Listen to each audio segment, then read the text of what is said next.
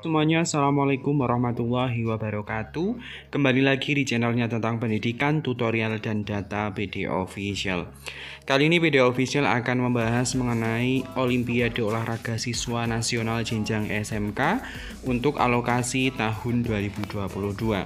Namun sebelum saya menjelaskan mengenai petunjuk teknis Olimpiade Olahraga Siswa Nasional Jenjang SMK tahun 2022, bantu untuk mengembangkan PD Official dengan cara subscribe, like, komen, dan share. Bapak, Ibu, guru PJOK ataupun teman-teman semuanya yang saat ini bertanya-tanya apa saja syarat daripada mengikuti Olimpiade Olahraga Siswa Nasional untuk jenjang SMK tahun 2022. Di sini ada petunjuk teknis secara daring maupun online untuk Olimpiade Olahraga Siswa Nasional. Nah, di sini ada beberapa hal yang akan saya bahas, namun nanti ada beberapa hal juga yang mungkin Bapak Ibu bisa membaca sendiri berdasarkan juknis nanti yang saya sertakan pada video ini. Ini saya langsung kepada beberapa hal yang perlu Bapak Ibu siapkan, yaitu ada beberapa hal. Yang pertama, 4 peserta, 2 putra dan 2 putri untuk cabang olahraga karate, 4 peserta, 2 putra dan putri untuk cabang olahraga silat.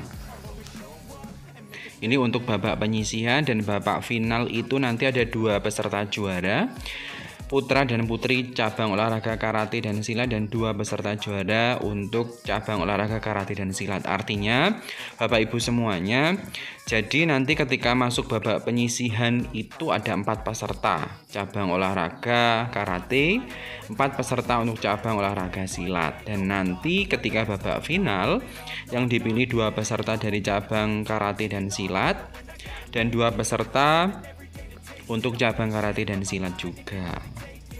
Nah, di sini sebagai perwakilan setiap provinsi untuk berkompetensi menjadi juara O2SN jenjang SMK di tingkat nasional. Nah, itu untuk beberapa persyaratan ketika nanti siapa saja yang bisa masuk dan berapa jumlah kuotanya sudah dijelaskan tadi ya teman-teman semuanya. Terus yang selanjutnya ini saya akan menunjukkan beberapa hal yang perlu peserta ikuti. Yang pertama, untuk peserta yaitu mengikuti lomba dari sekolah, memastikan kondisi sehat diri, menggunakan peralatan protokol kesehatan, wajib masker medis yang 3 lapis kain, hand sanitizer dan cuci tangan, opsional face shield dan sarung tangan, mengisi surat pernyataan mengikuti lomba sesuai dengan standar protokol kesehatan. Ini untuk peserta. Untuk orang tua, wali ataupun pendamping yaitu diperbolehkan menyaksikan anak mengikuti lomba, memastikan anak dalam kondisi sehat untuk mengikuti lomba, memastikan seluruh anggota keluarga tidak termasuk kasus suspek COVID-19, patuh pada 5M dan menyiapkan peralatan protokol kesehatan, menyiapkan peralatan lomba yang diperlukan dan menandatangani surat pernyataan izin mengikuti lomba bagi anak. Itu untuk wali. Dan untuk panitia, beberapa hal yang perlu disikapi juga sudah dijelaskan, dan untuk juri juga sudah dijelaskan. Terus yang selanjutnya ini saya akan bahas mengenai sekolah. Apa yang perlu disiapkan sekolah untuk mengikuti O2SN jenjang SMK?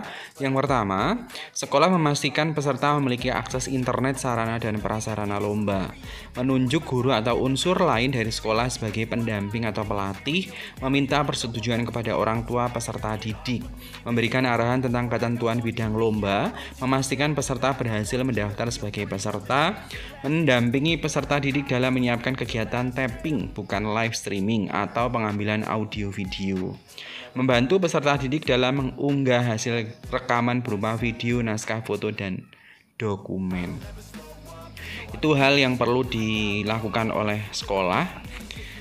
Nah, untuk peserta didik nanti silahkan melakukan pendaftaran secara daring melalui laman o2sn.pusatprestasi-nasional-kemdikbud.go.id, dan nanti silahkan mengisi data pribadi di akun peserta. Melakukan perekaman video sesuai cabang olahraga yang diikuti berdasarkan mekanisme yang sudah ditentukan, di mana nanti didampingi oleh guru pendamping, pelatih, ataupun instruktur. Mengunggah hasil rekaman berupa video di YouTube, unlisted atau tidak publik. Pastikan tidak dalam bentuk privat atau publik. Artinya teman-teman semuanya yang mau ikut O2SN ini nanti video dari rekaman nanti di-upload di kanal YouTube dan disetting dalam bentuk unlist ya, tidak publik. Terus yang selanjutnya orang tua. Apa yang dilakukan orang tua? Yang dilakukan orang tua ialah membuat surat pernyataan izin sebagai orang tua, mendampingi peserta didik dalam menyiapkan kegiatan tapping, membantu peserta didik dalam rekam mengunggah karya berupa video, film, naskah, foto, dan dokumen. Nah, ini untuk ketentuan teknis teman-teman semuanya. Untuk ketentuan teknis, ini saya fokus pada peserta didik atau siswa ataupun nanti sekolah. Yang pertama untuk peserta itu yang masih aktif di tahun pelajaran 2020-2023. Peserta O2SN jenjang SMK tahun 2022 adalah peserta didik yang belum pernah menjadi juara. Bukan atlet juga. Terus yang selanjutnya peserta didik yang lolos juara 1 dan 2 babak semifinal provinsi pada O2SN jenjang SMK tahun 2022 akan mengikuti seleksi tingkat nasional. Jadi nanti kalau Bapak Ibu atau siswa dari Bapak Ibu semuanya lulus juara 1 dan 2 babak semifinal, maka nanti akan mengikuti seleksi tingkat nasional. Yang kedua, untuk lomba tingkat nasional setiap provinsi diwakili oleh 2 orang putra dan 2 orang putri. Peserta melakukan pendaftaran secara daring. Tadi sudah disebutkan, peserta harus memperoleh rekomendasi dari kepala sekolah dan unggah melalui. Nanti peserta O2SN juga perlu membuat surat rekomendasi dari kepala sekolah. Bagi provinsi melaksanakan seleksi mandiri, maka hasil seleksi tersebut dapat digunakan untuk mengikuti seleksi ke tingkat nasional. Itu untuk peserta. Selanjutnya kita bahas untuk pendamping. Untuk pendamping atau pelatih, pendamping peserta adalah pelatih yang bersertifikat. Pendamping atau pelatih atlet mendapatkan SK dari Dinas Pendidikan Provinsi atau rekomendasi dari sekolah yang menerangkan sebagai pendamping atlet. Dan nanti untuk pendamping juga membuat surat rekomendasi yang ditandatangani oleh kepala sekolah. Harus mengetahui dan memahami peraturan pertandingan, mendampingi peserta selama kegiatan daring O2SN jenjang SMK. Pendamping atau pelatih mempersiapkan kebutuhan peserta dalam membuat video seperti kata perorangan untuk cabang olahraga karate dan jurus tunggal untuk cabang olahraga pencak silat. Dan selanjutnya, pendamping atau pelatih atlet wajib menjaga dan menjunjung tinggi sportivitas dan fair play. Itu.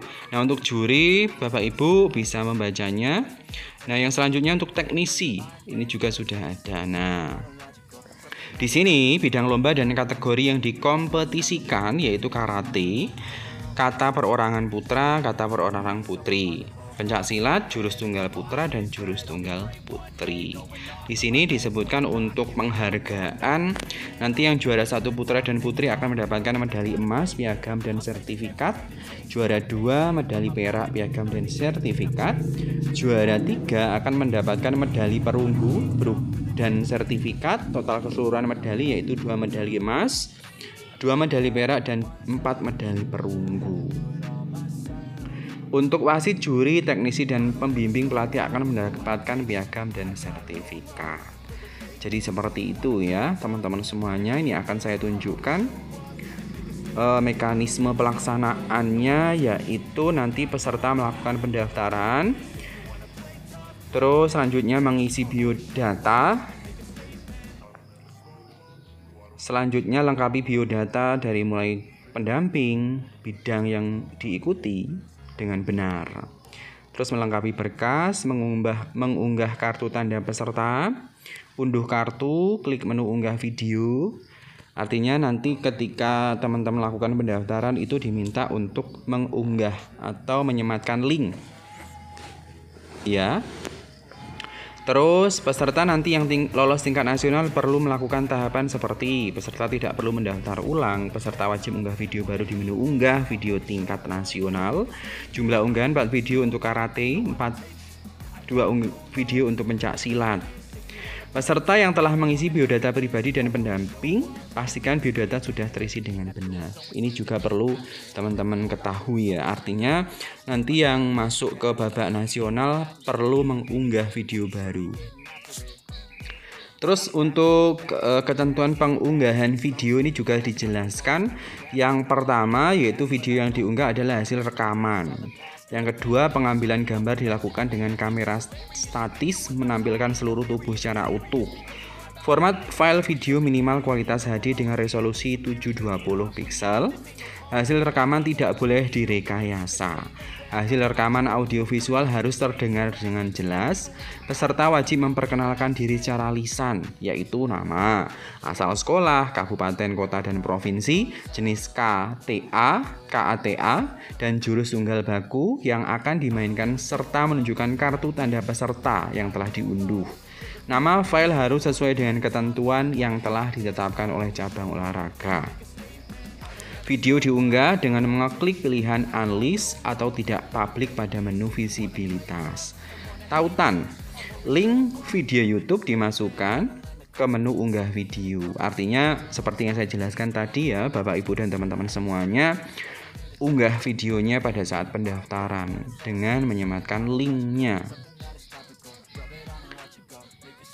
Jadi seperti itu. Nah, untuk jadwal pelaksanaannya ya teman-teman, koordinasi dan sosialisasi ini waktu pelaksanaannya Mei, uji coba aplikasi O2SN dan webinar Mei akhir, pendaftaran dan unggah karya semifinal Juni sampai Juli, pelaksanaan seleksi babak penyisihan Agustus, pengumuman pemenang babak penyisihan Agustus juga, unggah video baru tingkat nasional September, dan pelaksanaan seleksi tanggal 4 sampai 9 September tahun 2022. Jadi seperti yang saya jelaskan tadi, kalau teman-teman lolos babak penyisihan dan mengikuti tingkat nasional nanti akan mengunggah video baru. Itu saja ya teman-teman semuanya. Ini saya scroll ke bawah. Ini untuk persyaratan peserta ya. Terdaftar sebagai siswa SMK baik kelas 10, 11, 12 pada tahun ajaran 2022-2023. Usianya yaitu akhir usia peserta adalah kelahiran maksimal 1 Januari 2003. Tidak boleh lebih dari 1 Januari 2003 ya. Belum pernah juara, bukan atlet juga. Gitu. Nah, untuk persyaratan pertandingan ini juga sudah dijelaskan. Pakaian peserta ini juga dijelaskan ya Bapak Ibu semuanya di Juknis. Peserta harus mengenakan karate gi berwarna putih yang tidak bercorak, bergaris, tanpa berisi bordiran pribadi. Lambang provinsi dipakai pada dada kiri karate gi dan ukuran keseluruhan tidak boleh melebihi 12 cm x 8 cm. Karate gi bagian atas ketika diikat di seputar pinggang dengan sabuk harus memiliki panjang minimum. Ini juga sudah dijelaskan panjang minimum lengannya ya Bapak Ibu semuanya. Terus celana ini juga dibahas. Nah, gambaran umumnya seperti ini. Contoh penutup kepala yang benar, tampak samping dan tampak belakang. Contoh penutup kepala yang salah juga sudah dijelaskan ya Bapak Ibu semuanya di sini. Sudah lengkap. Oke, di sini juga sudah dijelaskan untuk mengirimkan 2 video dengan format nama singkat, sekolah, kabupaten, kota, nama kata. Ya. Nanti untuk juknisnya akan saya sertakan di kolom komentar dan deskripsi blog video ini. Nah, untuk posisi kamera itu diwajibkan landscape bukan portrait ya. Di sini juga sudah dijelaskan. Ini contoh kartu pesertanya ya Bapak Ibu semuanya. ID card virtual. Terus ada lagi di sini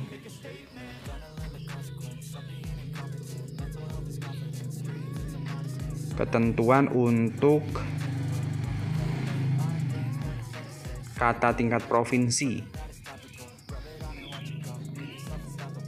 Ini jelas banget ya Bapak Ibu, nanti bisa dicek di Juknisnya. Nanti tingkat nasional juga dijelaskan bagaimana unggah videonya, bagaimana peraturan-peraturan lainnya. Terus ini tata integritas untuk cabang olahraga pencak silat. Ada di sini juga untuk izin dari orang tua, surat rekomendasi dari kepala sekolah, ya, surat keterangan dari kepala sekolah. Nanti Bapak Ibu bisa download Juknisnya pada video ini. Secara garis besar itu yang perlu Bapak Ibu siapkan untuk mengikuti O2SN jenjang SMK tingkat provinsi nasional tahun 2022. Terima kasih atas perhatiannya. Sebelum saya tutup, saya ingatkan jangan lupa tinggalkan komentar pada video ini, subscribe, like, komen, dan share PD Official, channelnya tentang pendidikan, tutorial, dan data. Salam data, salam literasi. Saya tutup. Wassalamualaikum warahmatullahi wabarakatuh.